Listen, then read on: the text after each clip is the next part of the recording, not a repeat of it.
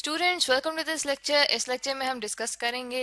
Relation between EMF यानी कि electromotive force and potential difference and internal resistance of the force. ठीक है, यानी कि हम देखेंगे कि जो हमारे पास इलेक्ट्रोमोटिव फोर्स यानी कि ईएमएफ और पोटेंशियल डिफरेंस होते हैं, इन दोनों के दरमियान में रिलेशन क्या होता है, और फिर देखेंगे कि हमारे पास जो करंट सोर्स है उसके अंदर जो इंटरनल रेजिस्टेंस है उसका क्या रिलेशन बनता है इनसे। ठीक है, तो इसके लिए सबसे पहले तो हम ये देखते हैं कि इलेक्ट्रोमोटिव फोर्स क्या होती है और पोटेंशियल डिफरेंस क्या होता है। ठीक है, अब इस तरह करती हूँ मैं कि यहाँ पे एक वायर ड्रॉ करती हूँ। ठीक है, उसका काफ़ी बड़ा व्यू यहाँ पे मैं शो कर रही हूँ ताकि आपको समझने में आसानी हो। अब जैसे देखें, इस वायर का जो मटेरियल है उसके यहाँ पे मैं एटम्स, फॉर एग्जांपल यहाँ पे 3 एटम्स ड्रॉ कर रही हूँ, और इस वायर के जो एंड्स हैं, ठीक है, उसका एक एरिया छोटा सा पीस लिया है मैंने वायर का, जिसको यहाँ पे बड़ा करके शो किया हुआ है। इसके दोनों एंड्स को मैं कह देती हूँ कि मेरे पास एक एंड ए है और एक एंड बी है इसका, और ये जो मेरे पास 3 एटम्स हैं इसके मटेरियल के, उनके पोजीशंस जो हैं उनको मैं कह देती हूँ। एक मेरे पास पोजीशन है पोजीशन नंबर 1, एक है पोजीशन नंबर 2 पे जिस पे हमारे पास एटम मौजूद है, और एक है पोजीशन नंबर 3 जिस पे हमारे पास एक एटम मौजूद है। अब देखें कि हम ये सपोज कर लेते हैं कि हमारे पास जो एंड ए है, यहाँ पे हमारे पास इलेक्ट्रॉन्स की ज्यादती है। ठीक है, यहाँ पे यानी कि इलेक्ट्रॉन्स हमारे पास ज्यादा हैं, और जो हमारे पास एंड बी है यहाँ पे इलेक्ट्रॉन्स हमारे पास कम है। ठीक है, तो होगा क्या कि जहां हमारे पास एंड ए की तरफ इलेक्ट्रॉन ज्यादा हैं, तो चूंकि उनके पास जो उनके ऊपर चार्ज है वो सेम है, तो सेम चार्जेस जो होते हैं एक दूसरे को रिपेल करते हैं। तो एंड ए वाले चार्जेस जब एक दूसरे को रिपेल करेंगे तो क्या होगा कि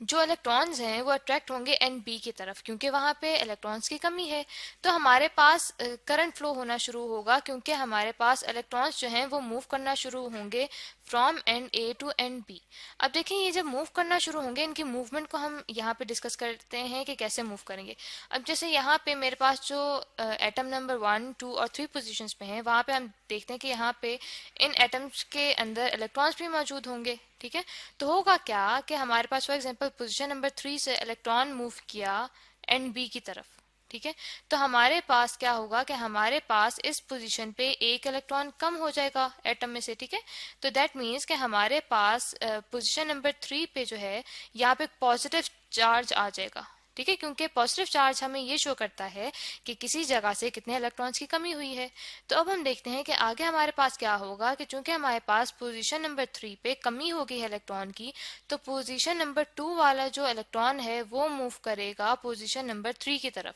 ठीक है, यानी कि ये जो पोजीशन नंबर 2 पे इलेक्ट्रॉन है ये मूव करेगा 3 की तरफ, तो हमारे पास पोजीशन नंबर 2 पे पॉजिटिव चार्ज आ जाएगा, और इस तरह से पोजीशन नंबर 3 पे इलेक्ट्रॉन चला जाएगा। इसी तरह से क्या होगा, पोजीशन नंबर 1 वाला जो इलेक्ट्रॉन है वो अब जंप करेगा पोजीशन नंबर 2 पे, तो दैट मीन्स कि हमारे पास अब पोजीशन नंबर 1 पे पॉजिटिव चार्ज आ जाएगा। ठीक है, और इसी तरह से इलेक्ट्रॉन्स मूव करते जाएंगे, और हमारे पास जो करंट है वो वजूद में आएगा इन इलेक्ट्रॉन्स की मूवमेंट की वजह से। तो पोजीशन नंबर 1 पे हमारे पास पॉजिटिव चार्ज आया और सेकंड पे हमारे पास इलेक्ट्रॉन आ गया। तो देखिए, यहाँ पे हम देख सकते हैं कि हमारे पास जो इलेक्ट्रॉन्स हैं वो हमारे पास राइट हैंड साइड की तरफ मूव कर रहे हैं। ठीक है, तो हम ये कह सकते हैं कि हमारे पास एक करंट वजूद में आ रहा है जो कि इलेक्ट्रॉनिक करंट है। ठीक है, इलेक्ट्रॉन्स की वजह से जो हमारे पास करंट वजूद में आता है वो इलेक्ट्रॉनिक करंट होता है। ठीक है, तो हम साथ ही ये भी देख सकते हैं कि देखें, जैसे जैसे इलेक्ट्रॉन्स हमारे पास राइट हैंड साइड की तरफ मूव कर रहे हैं, वैसे वैसे आप देखें कि हमारे पास जो पॉजिटिव चार्जेस आ रहे हैं उनकी जगह पे, तो वो हमारे पास लेफ्ट हैंड साइड की तरफ मूव कर रहे हैं। जैसे कि आप देख रहे हैं ना कि पहले पॉजिटिव चार्ज आया हमारे पास पोजीशन नंबर 3 पे, फिर 2 पे, फिर 1 पे। दैट मीन्स कि हमारे पास पॉजिटिव चार्ज की वजह से भी एक करंट आ रहा है। ठीक है, और ये वाला जो करंट है उसे हम कन्वेंशनल करंट लेते हैं, और ये कन्वेंशनल करंट वो होता है जो हम सर्किट्स में डिस्कस करते हैं। ठीक है, दैट मीन्स कि जो हम सर्किट में करंट डिस्कस करेंगे वो होगा इन पॉजिटिव चार्जेस की वजह से। तो अब यहाँ पे मैं एक सर्किट ड्रॉ करती हूँ। ठीक है, कि एक हमारे पास सर्किट है, तो उसके ऊपर फॉर एग्जांपल हम बल्ब ले लेते हैं कि एक एलिमेंट है,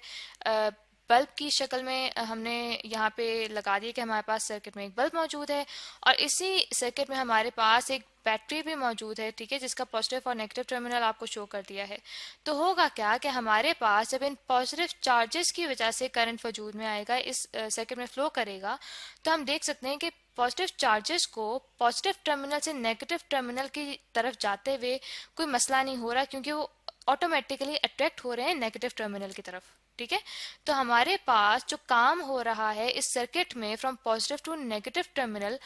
वो कहलाएगा पोटेंशियल वी। ठीक है, कि यानी कि इस पूरे सर्किट में जो पॉजिटिव चार्जेस की वजह से हमारे पास करंट आ रहा है उनको मूव करने के लिए जो उन पे काम किया जा रहा है वो है हमारे पास पोटेंशियल वी। लेकिन अब देखें ये जो हमारे पास बैटरी है इसको जो नेगेटिव पॉजिटिव टर्मिनल है, तो होगा क्या कि जब हमारे पास पॉजिटिव चार्ज नेगेटिव टर्मिनल तक आएगा तो ऑब्वियस बात है उसे पॉजिटिव टर्मिनल तक ले जाने के लिए ज़्यादा काम करना पड़ेगा, क्योंकि जो पॉजिटिव टर्मिनल है उसकी तरफ से एक रेजिस्टेंस शो हो रही होगी पॉजिटिव चार्ज को। तो दैट मीन्स कि ये जो हमारे पास बैटरी है, ठीक है, यहाँ पे भी एक खास काम करना पड़ेगा, ज़्यादा काम करना पड़ेगा कि ताकि जो पॉजिटिव चार्जेस हैं वो पॉजिटिव टर्मिनल की तरफ ले जाए जा सकें। अब ये जो काम है जो इस बैटरी के अंदर हो रहा है उसे हम कहते हैं ईएमएफ, यानी कि इलेक्ट्रोमोटिव फोर्स वो फोर्स होती है जो इन पॉजिटिव चार्जेस के ऊपर लग रही है ताकि वो नेगेटिव से पॉजिटिव टर्मिनल की तरफ जाएं एक रेजिस्टेंस की वजह से, क्योंकि उनके ऊपर देखें काम करना पड़ा है, क्योंकि अपने ही जैसे पॉजिटिव टर्मिनल की तरफ उन्हें ले जाना पड़ा है। तो इसकी मिसाल हम ले लेते हैं कि जैसे कोई भी हम पहाड़ चढ़ते हैं, ठीक है, तो पहाड़ की एग्जांपल यहाँ पे ले लेते हैं कि जब हम बिल्कुल नीचे वाली सतह से उसकी टॉप तक जाते हैं तो गोया हमें काम करना पड़ रहा होता है, हमारा सांस फूल जाता है क्योंकि वो उसका स्लोप काफ़ी ज़्यादा होता है, तो हमें ऊपर चढ़ाई चढ़ने में मुश्किल हो रही होती है, यानी कि हमें ज़्यादा काम करना पड़ रहा होता है। लेकिन जब उसी पहाड़ से हम नीचे उतरते हैं तो हमें इतना काम नहीं करना पड़ रहा होता, बल्कि हम ज़्यादा आसानी से नीचे उतर जाते हैं। तो हम इस पहाड़ की एग्जाम्पल इसी तरह से ले लेते हैं कि जब हमने पॉजिटिव चार्ज को नेगेटिव टर्मिनल से पॉजिटिव टर्मिनल की तरफ ले जाना है तो गोया कि हम एक चढ़ाई चढ़ रहे हैं पहाड़ के ऊपर। लेकिन जब हमने पूरे सर्किट में मूव कराना है पॉजिटिव चार्ज को from positive to negative terminal of the battery, तो हमें कोई ज़्यादा काम नहीं करना पड़ रहा, तो वो जो काम उसके ऊपर उस दौरान किया जा रहा है वो पोटेंशियल वी कहलाएगा। तो स्टूडेंट्स अब हम एक आइडियल केस लेंगे इस सर्किट का जिसमें हमारे पास जो काम इस बैटरी के अंदर किया जा रहा है उसे मैं डिनोट कर देती हूँ डब्ल्यू नॉट से।